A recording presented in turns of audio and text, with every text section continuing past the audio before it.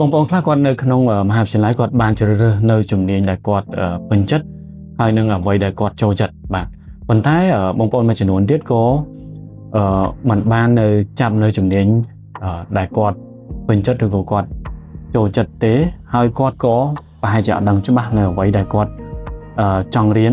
បាទគាត់ចង់ធ្វើនៅថ្ងៃអនាគតដែរសួស្តីបងប្អូនទាំងអស់គ្នាវីដេអូមួយនេះខ្ញុំនឹងចែករំលែកបទពិសោធន៍ខ្លះៗបាទទាក់ទងទៅនឹងការជ្រើសរើសមុខវិជ្ជាផ្សេងៗនៅមហាវិទ្យាល័យបាទខ្ញុំអាចលើកឡើងពីបទពិសោធន៍ផ្ទាល់ខ្លួនរបស់ខ្លួនឯងផ្ទាល់តែម្ដងបាទដោយសារយើងដឹងស្រាប់ហើយថាការពីនៅរៀននៅវិទ្យាល័យបាទអញ្ចឹងយើងប្រឹងរៀនដើម្បីប្រឡងបានបន្ទុកល្អប្រឡងបាននិទេសល្អបាទបានលទ្ធផលល្អដើម្បីយើងជាបានន័យថាជាស្ពានទៅឆ្លងទៅកាន់មហាវិទ្យាល័យរបស់យើងពេលនោះក៏យើងឆ្លងកាត់ការសម្រេចចិត្តមួយដែរថាយើងពេលដែលយើងរៀននៅមហាវិទ្យាល័យទៅរៀននៅមហាវិទ្យាល័យតើយើងគួររើសជំនាញណាខ្លះយើងអាចនឹងបើការពីជំនាន់ខ្ញុំនោះគឺការថ្នាក់ទី12ហ្នឹងគឺយើងបានរើសឲ្យថាជំនាញទី1យើងចង់រៀនអីគេទី2យើងចង់រៀនអីគេអញ្ចឹងទៅបាទហើយដល់ពេលមើលហ្នឹងដល់ពេលដែលមើលហ្នឹងណាមានជំនាញមួយចំនួនធំគឺមើលអត់ដឹងទេគឺអាហ្នឹងចំពោះខ្លួនឯងខ្ញុំខ្លួនឯងផ្ទាល់គឺអត់ដឹងទេថាជំនាញហ្នឹងអីគេយើងគ្រាន់តែស្ដាប់ទៅឮពាក្យកលឹះមួយចំនួនអីចឹងទៅបាទព័ត៌មានវិទ្យាសេដ្ឋកិច្ចបាទគ្រូបរិញ្ញាពេទ្យអីចឹងទៅបាទអញ្ចឹងជាក់ស្ដែងថាយើងចង់ទៅជំនាញណាមួយការបញ្ចូលខ្ញុំហ្នឹងគឺខ្ញុំរៀនគណិតរូបបាទខ្ញុំរៀនផ្នែកវិទ្យាសាស្ត្របានល្អគណិតរូបគីមីអីចឹងណាភាសាខ្មែរបុរាណវិទ្យាអញ្ចឹងបានល្អលោកគ្រូអ្នកគ្រូគាត់កាលសម័យនោះគេពេញនិយមរៀនផ្នែកវិស្វករបាទអញ្ចឹងខ្ញុំក៏ដាក់ទី1គឺទៅរៀននៅ Techno បាទទី2រៀននៅឡាយផ្សេងទៀតអញ្ចឹងណាបាទ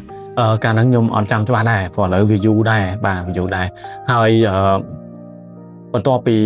ដាក់អញ្ចឹងមកបាទដាក់ហើយមកដល់ឡើងមកដល់ភ្នំពេញអញ្ចឹងទៅហើយបានទៅប្រឡងបាទចាក់ស្ដាយហើយខ្ញុំកាលនោះគឺខ្ញុំបានប្រឡងជាប់អាហារូបករណ៍ Techno ឯដែរបាទហើយរៀននៅបានន័យថាយើងប្រឡងជាប់អាហារូបករណ៍ហើយយើងក្នុងរៀនឆ្នាំទី1ទី2អញ្ចឹងណាដល់ឆ្នាំទី3យើងរើសជំនាញបានន័យថាផ្នែកផ្សេងដូចទៅថាវិស្វករសំណង់បាទគិសនី architect អីចឹងណាបាទប៉ុន្តែជាក់ស្ដែងតែពេលរៀនទៅខ្ញុំរើសបានទៀតថាជំនាញឧទាហរណ៍ថាគេឲ្យ priority ថាទី1យើងអាចរើសយកឲ្យគេបាទអ្នកដែលចង់ទៅរៀនច្រើនហ្នឹងផ្នែកសំណង់អីចឹងទៅតែដល់ពេលខ្ញុំរៀនឡើងទៅក៏ខ្ញុំមាន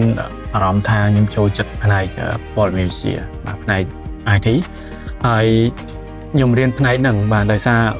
មហាវិទ្យាល័យជាទូទៅឆ្នាំទី1ទី2គេហៅថាឆ្នាំបានន័យថាគេរៀនផ្នែកមុខវិជ្ជាផ្សេងច្រើនបាទអញ្ចឹងក្នុងនោះមានខ្ញុំចាំបានថាដូចជារៀន Python បាទជាផ្នែក C code ហើយពេលខ្ញុំរៀនហ្នឹងគឺខ្ញុំចូលចិត្តខ្លាំងមែនតើប៉ុន្តែគោលដៅដែលខ្ញុំចង់រើសហ្នឹងគឺនេះទេគឺវិស្វករសំណង់បាទដោយសារការហ្នឹងគឺពេញនិយមហ្នឹងមែនតើអញ្ចឹងនៅពេលដែលរើសវិស្វករសំណង់ហើយហ្នឹងចុងក្រោយគឺខ្ញុំបោះបង់នឹងចេញបាទដោយសារការហ្នឹងក៏ខ្ញុំបានមានឱកាសបានជាប់អាហារូបករណ៍ទៅរៀននៅក្រៅប្រទេសអញ្ចឹងណា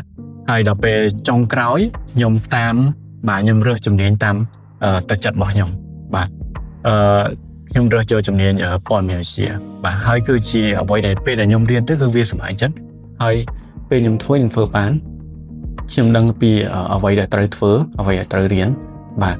អញ្ចឹងអ្វីដែលខ្ញុំចង់និយាយនេះគឺបានន័យថាខ្ញុំក៏មានបទពិសោធន៍ក្នុងការដូរនៅជំនាញនៅក្នុងមហាវិទ្យាល័យដែរបានន័យថាជំនាញ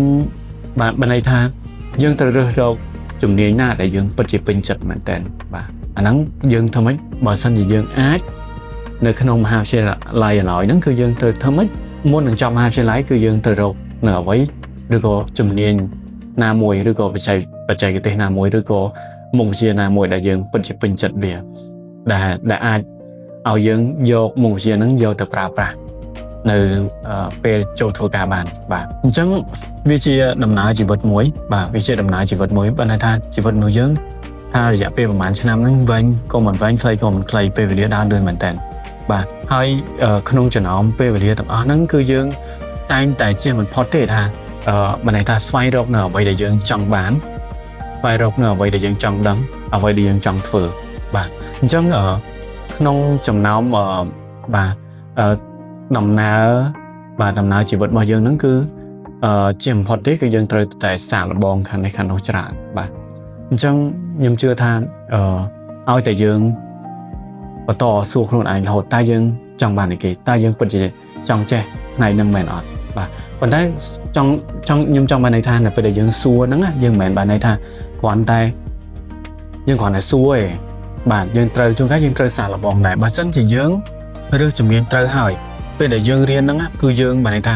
ផ្ចិតផ្ចង់អារម្មណ៍នៅក្នុងហ្នឹងខ្លាំងមែនតើយើងគិតទៅដាក់រៀនទៅចេះអូខេអាហ្នឹងយើងចង់អារម្មណ៍ចូលខាងក្នុងហ្នឹងបានល្អអញ្ចឹងយើងគឺជាអ្នកដែលខ្លាំងមួយនៅក្នុងបាទនៅក្នុងផ្នែកហ្នឹងក្នុងជំនាញហ្នឹងបាទប៉ុន្តែកុំភ្លេចថាបច្ចេកវិទ្យាឬក៏បាទសម័យកាលឥឡូវនេះគឺមានការវិវត្តលឿនណាស់ខាងផ្នែកបច្ចេកវិទ្យាអញ្ចឹងបច្ចេកវិទ្យាមិនខ្វល់ថាយើងដូចខ្ញុំនិយាយទៅដែរតើតង់ទៅនឹងវីដេអូមុនក៏ដោយអីក៏ដោយខ្ញុំតែងតែលើកឡើងចូលរួមបាទផ្នែកបច្ចេកវិទ្យាចូលមកជាមួយបាទដោយសារអីគេដោយសារឥឡូវយើងជិះអត់ផុតទេពីបច្ចេកវិទ្យាទោះជាយើងរៀនផ្នែកអីក៏ដោយរៀនផ្នែកពេទ្យក៏ដោយសំណង់ក៏ដោយបាទហើយរៀនផ្នែក marketing ក៏ដោយសេដ្ឋកិច្ចក៏ដោយបាទគឺយើងត្រូវការទាំងអស់អញ្ចឹងយើងត្រូវចេះយកជំនាញរបស់យើងរួមចូលជាមួយបច្ចេកវិទ្យាហើយវីដេអូរបស់ខ្ញុំនេះគឺ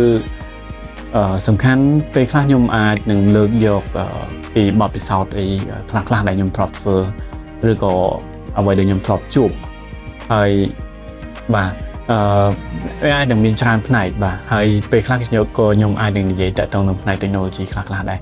បាទអរគុណច្រើនជួបគ្នានៅវីដេអូក្រោយ